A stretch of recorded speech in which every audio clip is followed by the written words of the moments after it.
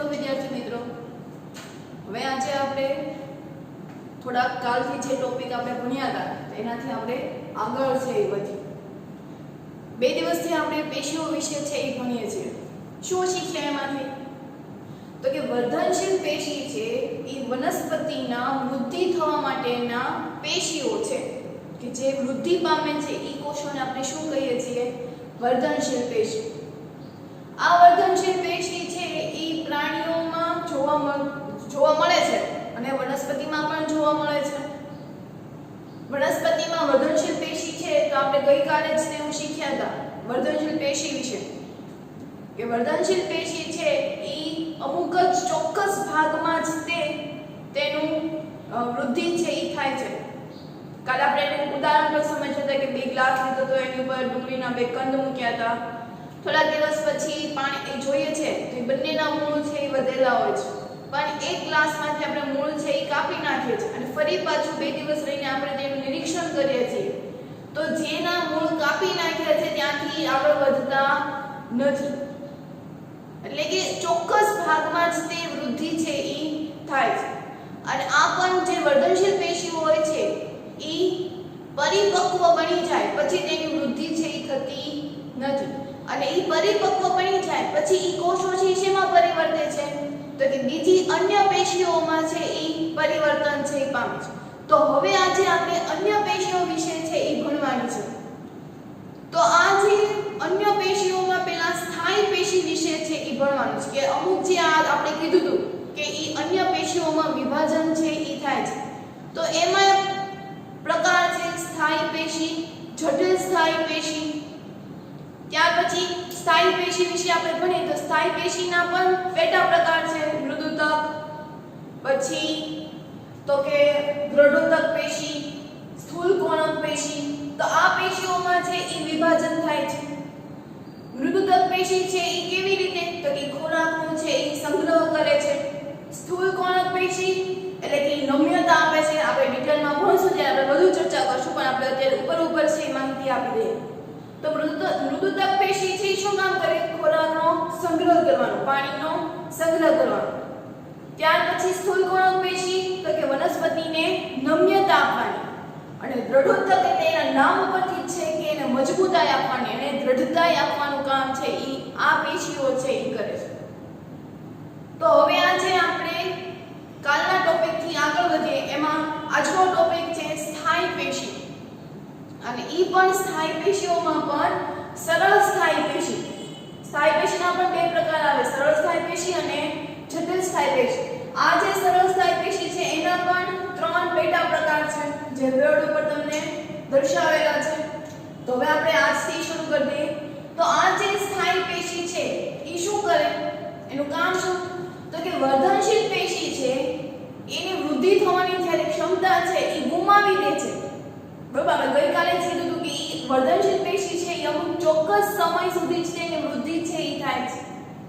તો આ જે વર્ધનશીલ પેશી છે એના કોષોનું વિભાજન થતા એક સમય એવો આવી જશે કે એ વૃદ્ધિ છે એ થશે નહીં અને એની પોતાની ક્ષમતા છે એ ગુમાવી દેશે અને એ જ્યારે ક્ષમતા ગુમાવી દે છે ત્યારે તેના કોષો છે એ સરળ એટલે કે અન્ય પેશીઓમાં છે એ વિભાજન થાય છે, એટલે કે એ સ્થાયી પેશીઓમાં નિર્માણ છે એ થાય છે।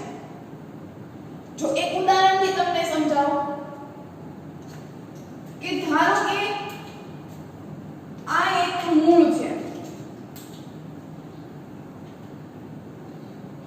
બરોબર?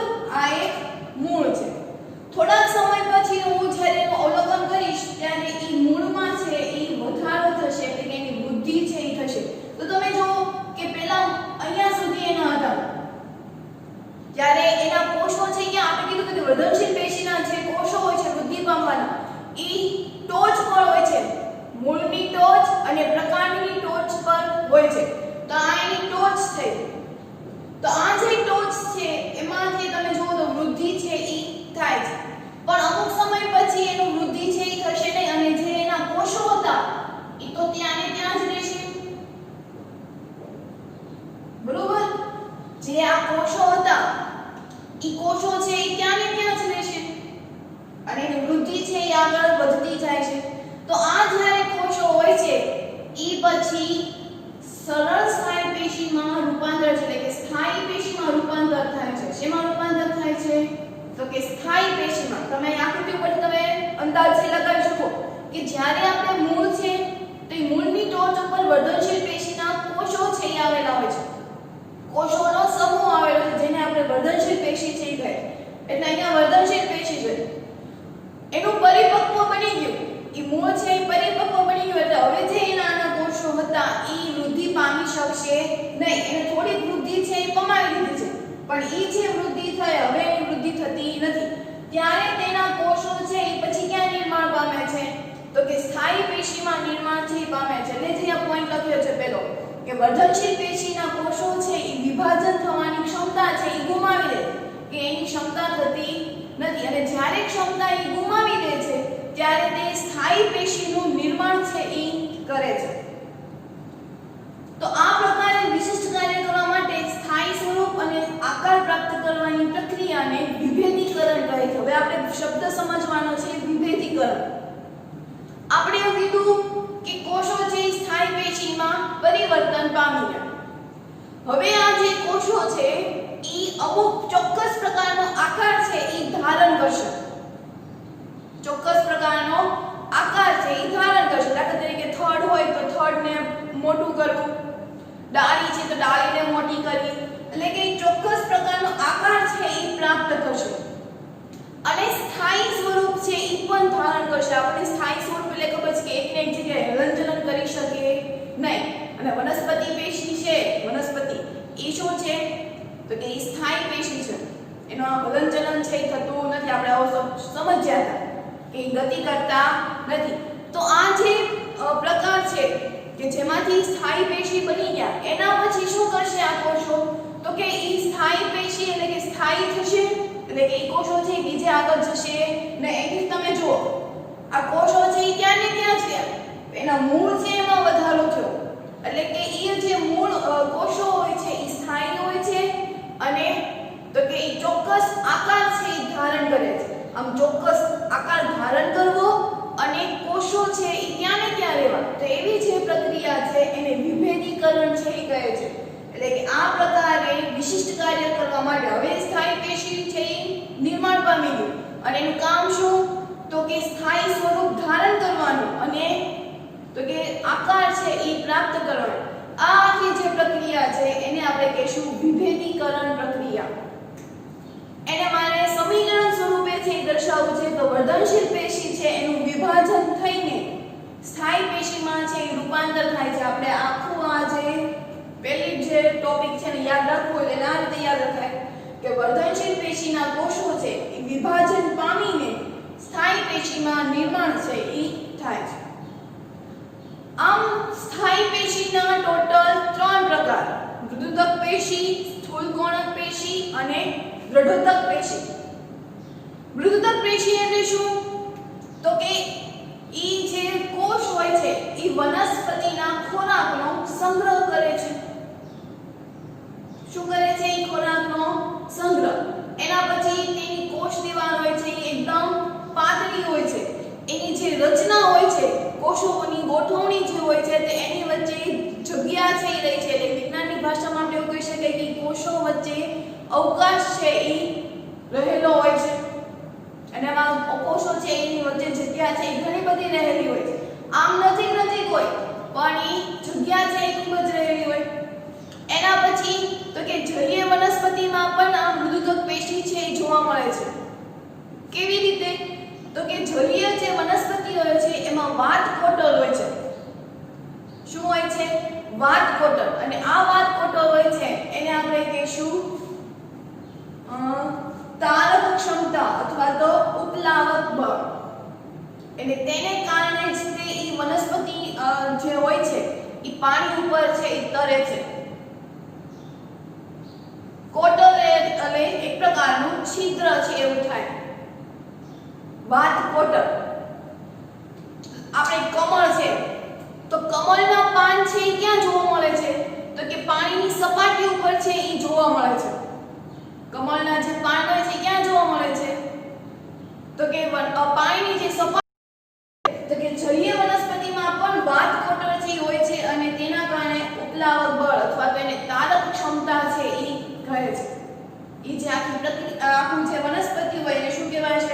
તો કે ઉપલાવ બળ અથવા તો તારક ક્ષમતા.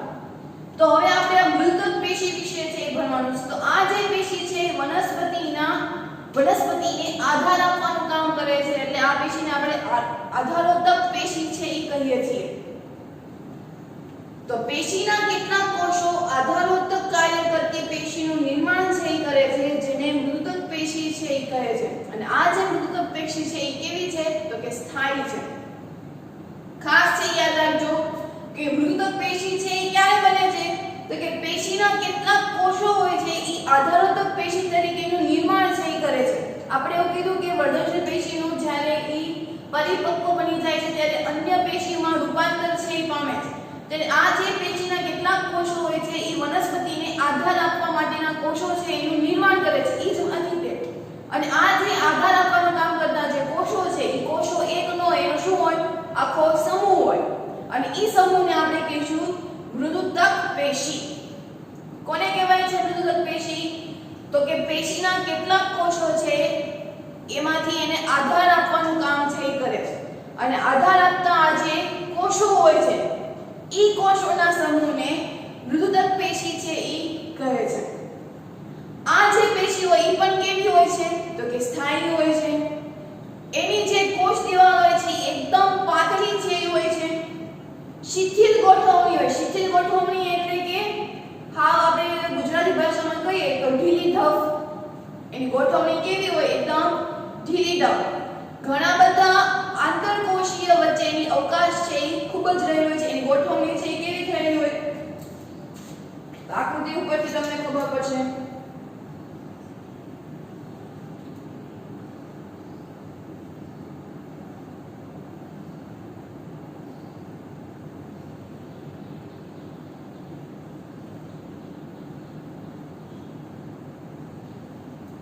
બરોબર? આ રીતની આખી રચના છે. હવે એમાં હું આ જો રેડ કલર થી કલર છે પૂરું છું.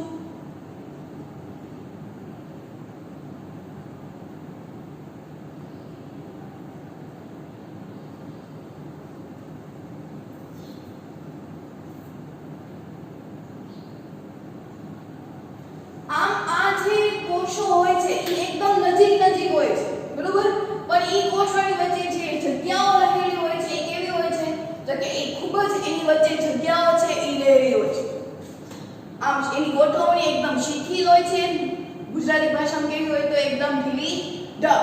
ઘણા આંતરકોષીય અવકાશ હોય છે. એની કોષો વચ્ચે જે અવકાશ હોય છે, જે જગ્યા હોય છે એ પણ ઘણી બધી હોય છે. એનું કામ શું? તો કે અહીંયા જ આપણે કીધું કે આધારોત્તક કાર્ય કરતા કોષો છે એનું નિર્માણ કરે છે. તો આધારોત્તક એટલે કે આધાર આપવાનું કામ. તો એ કોને આપે છે? તો કે વનસ્પતિને. તો કે વનસ્પતિને આધાર આપવાનું કામ છે એ કરે છે. ત્યારબાદ તો કે ખોરાકનો સંગ્રહ કરવાનું કામ પણ કોણ કરે છે? મૃદુતક પેશી. જલીય વનસ્પતિમાં વાતકોટર એટલે કે ઉપલાવક બળ અને તારક ક્ષમતા એને કહે છે. તેને કારણે પાણીની સપાટી ઉપર એના જે વનસ્પતિ હોય છે એ તરતા હોય છે. કમળ. તો કમળ છે એ પાણી ઉપર તરતા હોય છે. બરોબર? એની જે પાંદડા હોય છે એ પણ સપાટી ઉપર છે તરતા હોય છે. તો કેને કારણે છે એ તરતા હોય છે? તો કે મૃદુતક પેશીને કારણે. કે એ વનસ્પતિને આધાર આપવાનું કામ છે એ કરે છે. કેટલીક પરિસ્થિતિમાં ક્લોરોફિલ ધરાવે છે. આ જે મૃદુતક પેશી છે એ અમુકમાં ક્લોરોફિલ તરીકે. ક્લોરોફિલ એટલે આપણને ખબર છે શું થશે? આપણે ભણી ગયા. તો કે વનસ્પતિને પ્રકાશ સંશ્લેષણની ક્રિયા દરમિયાન ખોરાક બનાવવાનું હોય છે. તો આ ખોરાક બનાવવા માટે બીજું કોઈ રંજક દ્રવ્ય છે શું હોય છે? તો કે ક્લોરોફિલ. આપણે 5મા ચેપ્ટરમાં તે શીખ્યા કે લીલો રંગ છે ક્લોરોફિલ રંજક દ્રવ્યને કારણે હોય છે. નારંગી રંગ હોય છે તો ઈ કેરોટીન નામના હોય છે. પીળો રંગ હોય છે તો ઈ ઝેન્થોલ નામના રંજક દ્રવ્યથી હોય છે. એવી રીતે આ વનસ્પતિ છે મૃદુતક પેશી. તો ઈ વનસ્પતિમાં મૃદુતક પેશી છે એ કેટલાક ક્લોરોફિલ નામના રંજક દ્રવ્યો છે એ ધરાવે છે. અથવા તો એ નીલહરિત રંગ પણ છે એ ધરાવે છે. માટે તેને શું કહેશું? તો કે હરિત કણોત્તક અથવા તો નીલ કણોત્તક છે એ કહેશું. એ કયા તરીકે ઓળખાય છે? તો કે હરિત કણોત્તક અને નીલ કણોત્તક. તો એ શું કામ આ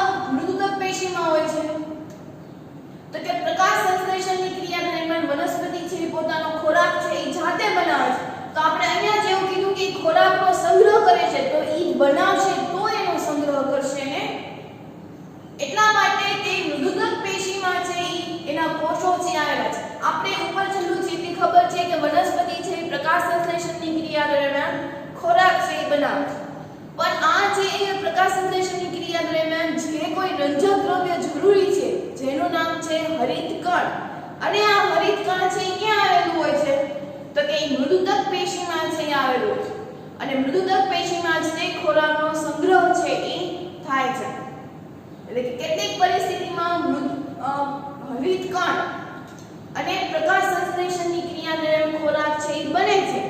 આથી આને આપણે શું કહીશું તો કે હરિતકણોત્તક અથવા તો નીલકણોત્તક તરીકે ઈ ઓળખાય છે. આ પછી તો કે પ્રકાંડ અને મૂળની મૃદુતક છે ઈ ખોરાક અને પાણીનો સંગ્રહ કરે છે. બરાબર, પ્રકાંડ છે, પ્રકાંડ એટલે એક પ્રકારનું થડ, અને મૂળ તો મૂળ છે એ શું કરે છે તો કે પાણીનું શોષણ કરે છે, ખાતરનું ખોરાકનું શોષણ કરે છે, અને પછી તો કે એનું વહન છે એ કરાવે છે. તો એ શોષણ કરવા માટે પણ એક પેશી છે જુએ છે. તો એ જે શોષણ પેશી હોય તેને આપણે મૃદુતક પેશી કહે છીએ. એટલે કે પ્રકાંડ અને મૂળની મૃદુતક છે એ ખોરાક અને પાણીનો સંગ્રહ છે એ કરે છે. તો આમ આપણે મૃદુતક પેશી વિશે છે એ શીખ્યા. ફરી એક વખત રિવાઇઝ કરી નાખીએ કે મૃદુતક પેશી છે એ શું હોય તો કે એનું કામ શું હોય તો કે વનસ્પતિને આધાર આપવાનું કામ કરે છે. ત્યાર પછી ખોરાકનો સંગ્રહ કરવાનું કામ કરે. ત્યાર પછી તો અમુક પ્રકારની જે જલીય વનસ્પતિ હોય છે તો એ જલીય વનસ્પતિને શું કરે છે તો કે એમાં વાતકોટર આવેલા હોય છે જેને આપણે ઉપલા બળ અથવા તો તારક ક્ષમતા છે એ કહીએ છીએ. પ્રકાંડ અને મૂળને ખોરાકનો પણ એ શું કરે છે તો કે સંગ્રહ કરે છે. વનસ્પતિમાં હરિતકણ આવેલા હોય છે જે પ્રકાશ સંશ્લેષણની ક્રિયા દરમિયાન ખોરાક છે બનાવે છે. આથી તેને હરિતકણોત્તક અથવા તો નીલકણોત્તક છે એ કહીએ છીએ. આ જે પેશીના જે કોષો હોય છે એકદમ પાતળી કોષ દિવાલ છે એ ધરાવે છે. એની ગોઠવણી હોય છે એ શિથિલ હોય છે, એટલે કે ઢીલું હોય છે, લચીલાપણું હોય છે. એના પછી તો કે ઈ વનસ્પતિને આધાર આપવાનું કામ કરે છે. અને આ જે પેશી છે આપણે કીધું કે વર્ધનશીલ પેશીના કેટલાક કોષો છે એ સ્થાયી બની જાય છે. તો આ જે સ્થાયી પેશીના કોષો છે એ આધારોત્તક કોષો છે એ બનાવે છે. આધાર આપવાના કામ કરવા માટેના કોષો છે એ બનાવે છે. અને આ જે કોષો હોય છે જેને આપણે મૃદુતક પેશી છે એ કહીએ છીએ. તો અહીંયા આપણે મૃદુતક પેશી વિશે છે એ શીખ્યા. હવે એના પછી સ્થૂળકોણક પેશી વિશે છે એ સમજવાનું. તો સ્થૂળકોણક પેશી એટલે શું? આપણે કોઈ પણ ફળ છે એ વૃક્ષ પરથી આપણે તોડવું હોય તો આપણે એની ડાળીને છે એ ખેંચીએ છીએ. ડાળીને ખેંચીએ છીએ એટલે ડાળી છે એ નીચે આવે છે, એ નમે છે, અને ફળ તોડી નાખીએ એટલે ડાળી છે એ મૂકી દઈએ છે એટલે ફરી પાછી પોતાની સ્થિતિ ઉપર છે એ આવી જાય. આમ એની ડાળી છે એ તૂટી જતી નથી. તો એને શું કહેવાશે? નમ્યતા. બરોબર? તો એ વનસ્પતિની નમ્યતાનું લક્ષણ છે એ અન્ય એક પેશીના કારણે હોય છે જેને સ્થૂળકોણક પેશી છે એ કહે છે. એનામાં એવા ગુણો આવેલા હોય છે કે જે તૂટી જતા નથી. એવી પેશીની રચના થયેલી હોય છે, અને એ પેશીની જે રચના થયેલી હોય એને કહીશું આપણે સ્થૂળકોણક પેશી. તો આ જે પેશી હોય છે એ વનસ્પતિના ભાગોમાં તૂટ્યા વગર તેને નમ્યતા આપવાનું કામ છે એ કરે છે. જો વધારે પ્રમાણમાં આપણે બળ છે લગાડીએ તો ડાળી છે તૂટી જાય, પણ આપણે ઓછા બળમાં તે આપણે કામ છે થઈ જતું હોય તો એવી સ્થિતિમાં તે તો કે તૂટ્યા વગર વનસ્પતિના ભાગોને નમ્યતા આપવાનું કામ છે એ કરે છે. વનસ્પતિને યાંત્રિક આધાર આપે છે. આનું કામ શું હોય તો કે વનસ્પતિને યાંત્રિક આધાર આપવાનો. ક્યાં જોવા મળે છે તો કે પર્ણદંડ છે એની અધિસ્તરીયની નીચે પર્ણ દોરીને આપણે જો જોઈએ તો આ કોઈ એક પર્ણ છે.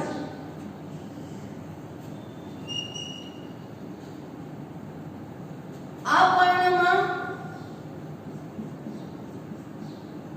તે ક્યાં જોવા મળશે તો કે આ ભાગમાં છે એ જોવા મળશે. એટલે કે પર્ણદંડમાં અધિસ્તરની નીચે છે એ જોવા મળે છે. પાંદડું આપણે જ્યારે તોડીએ છીએ કે ત્યાં એનું આ પેશી છે એ જોવા મળે છે.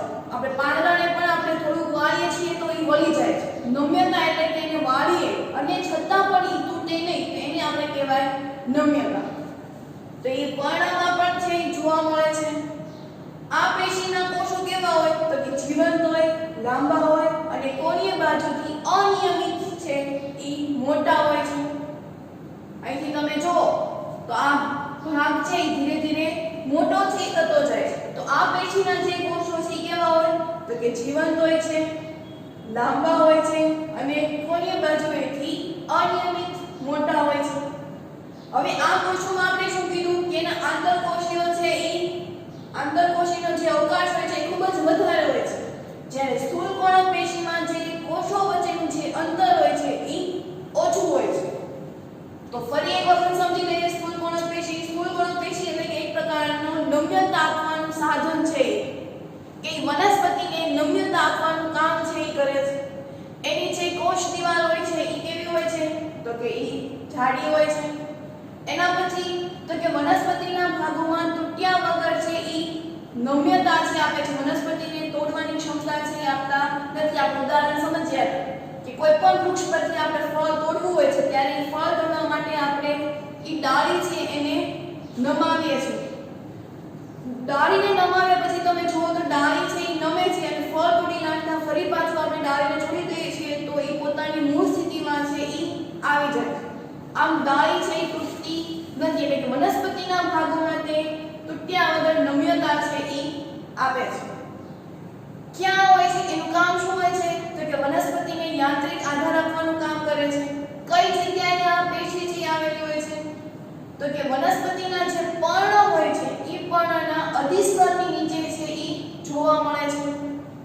પેશીના કોષો છે કેવા હોય છે તો કે જીવંત હોય છે, લાંબા હોય છે અને તો કે કોણીય બાજુએથી અનિયમિત છે જોવા મળે છે.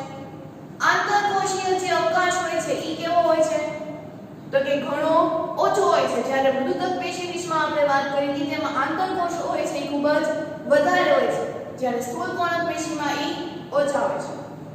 તો આપણે બે પેશી વિશે છે સમજ્યા. હવે એના પછીની જે ત્રીજી પેશી આવે છે એ દ્રઢોદક પેશી છે આવે છે. તો દ્રઢોદક પેશી એના નામ ઉપરથી જ તમને ખબર પડે કે એનું કામ છે શું હોય છે તો કે વનસ્પતિને દ્રઢતા આપવાનું એટલે કે એને મજબૂતાઈ આપવાનું કામ છે એ કઈ પેશી કરશે તો કે દ્રઢોદક પેશી છે એ કરશે. આ જે દ્રઢોદક પેશી હોય છે એના જે કોષો હોય છે તો એની અવકાશ હોતો નથી. ત્યાર પછી તો કે આ જે પેશી હોય છે એ ક્યાં આવેલી હોય છે તો આપણે એક ઉદાહરણ સમજીએ કે નાળિયેર હોય છે બરોબર. એ નાળિયેરના જે છાલા હોય છે રેસાયુક્ત જે હોય છે તો એ જગ્યાએ આ દ્રઢોદક પેશી છે એ હોય છે. એનું કામ શું તો કે બીજ અને ફળને મજબૂતાઈ આપવાનું અને દ્રઢતાઈ આપવાનું કામ છે એ આ દ્રઢોદક પેશી છે એ કરે છે. એટલે કે નાળિયેરની રેસાયુક્ત છાલ છે એ દ્રઢોદક પેશીની બનેલી હોય છે. આ પેશીના કોષો કેવા હોય તો કે મૃત હોય અને લાંબા હોય છે. જ્યારે સ્થૂળકોણક પેશીના આપણે કોષો જોયા હતા તો કે જીવંત હોય છે, લાંબા હોય છે અને કોણીય બાજુએથી અનિયમિત હોય છે. જ્યારે દ્રઢોદક પેશીના કોષો કેવા હોય તો કે મૃત હોય બરોબર. એને આપણે કાપી શકીએ છીએ, મૃત હોય છે. પછી તો કે લાંબા અને પાતળા હોય છે. એટલે રેસાઓ આપણે જોઈએ નાળિયેરના જે છાલા હોય છે તો ઈ એના કોષો છે. નાળિયેરના શું છે ઈ કોષો. તો કે એની જે કોષ દિવાલ હોય છે ઈ લિગ્નિનના કારણે કેવી હોય છે જાડી હોય છે. આ લિગ્નિન શબ્દ છે એનું શું હોય તો કે જેવી રીતે સિમેન્ટ છે ઈ ઈંટને આધાર આપે છે એવી જ રીતે આ જે લિગ્નિન હોય છે ઈ કોષ દિવાલને આધાર આપે છે અને તેના કારણે છે ઈ જાડી હોય છે. કોઈ દિવાલ છે આપણે બનાવી હોય છે તો ઈ દિવાલમાં શું હોય તો કે ઈ દિવાલને કારણે છે ઈ જે દિવાલ બનાવી હોય છે ત્યારે એમાં આપણે ઈંટ અને સિમેન્ટનો છે ઉપયોગ કરીએ છીએ. એકલી ઈંટથી દિવાલ બનતી નથી. ઈંટને આધાર આપવાનું કામ છે કોણ કરે છે તો કે સિમેન્ટ કરે છે. એને જકડી રાખવાનું કામ કરે છે. તો એવી જ રીતે આ જે લિગ્નિન હોય છે કે જે સિમેન્ટ જેવું કામ કરે છે તો આ લિગ્નિન કોષ દિવાલને મજબૂતાઈ આપે છે, એને દ્રઢતાઈ આપે છે અને તેને કારણે ઈ કોષ દિવાલ હોય છે કેવી હોય છે જાડી. મૃદુતક પેશીમાં કોષ દિવાલ કેવી હોય છે પાતળી. દ્રઢોદક પેશીમાં કોષ દિવાલ કેવી હોય જાડી. આંતરકોષીય અવકાશ હોતા નથી. કોષો વચ્ચે એની જગ્યા હોતી નથી, એકદમ નજીક નજીક છે એ હોય છે. ક્યાં આવેલું હોય છે? તો કે પ્રકાંડમાં બાહ્યપુલની નજીક અને પર્ણની શિરાઓમાં પણ છે ઈ આવેલું હોય છે. હવે બાહ્યપુલ એટલે કોઈ આ એક થડ છે. આ થડમાં એક અન્નવાહક પેશી છે અને એક જલવાહક પેશી છે.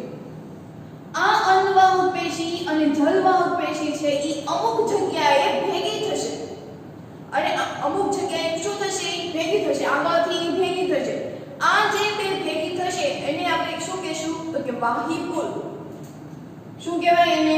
બાહ્યપુલ. અને ક્યાં જોવા મળે છે? તો કે પ્રકાંડમાં તે આપણને નળીઓ છે, વાહિનીઓ, જે વાહક પેશીઓ છે એ બંને ભેગી થાય છે અને જે ભેગી થાય છે એને આપણે કહીશું બાહ્યપુલ. એટલે કે પ્રકાંડમાં બાહ્યપુલની નજીક અને પર્ણની શિરાઓમાં, આ જે આપણે પર્ણ છે એની પર્ણમાં આ જે લાઈન છે દોરેલી હોય છે એને આપણે શિરાઓ કહીએ છીએ.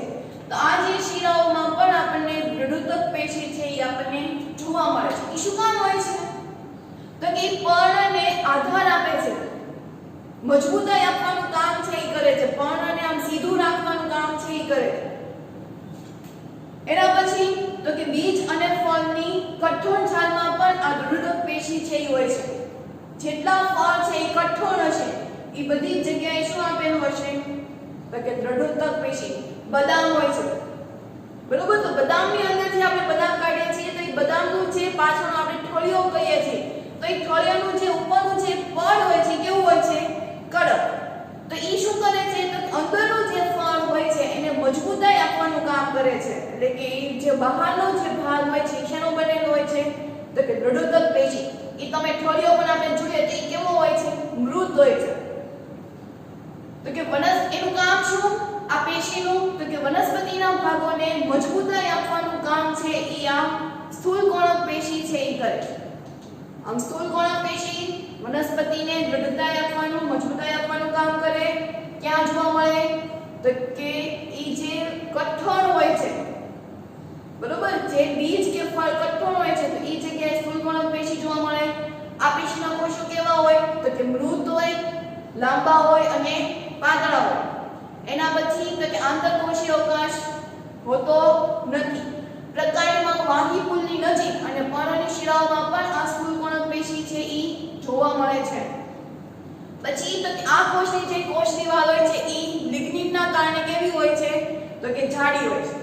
તો આ રીતે આ ટૂંકનોંધ છે ઈ પૂછાય છે. બે માર્ક્સમાં પણ પૂછાય છે કે સ્થૂળકોણક પેશીની ટૂંકનોંધ લખો અથવા તો મૃદુતક પેશી વિશે ટૂંકનોંધ લખો, અથવા તો 4 માર્ક્સમાં આખું પૂછાય છે કે સ્થાયી પેશી વિશે ટૂંકનોંધ છે એ લખો.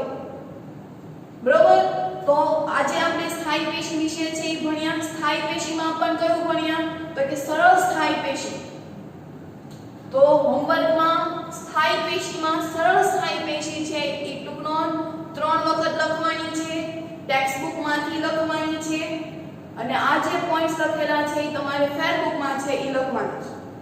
તો અહીંયા આપણે આજનો લેક્ચર છે એ પૂર્ણ કરીએ.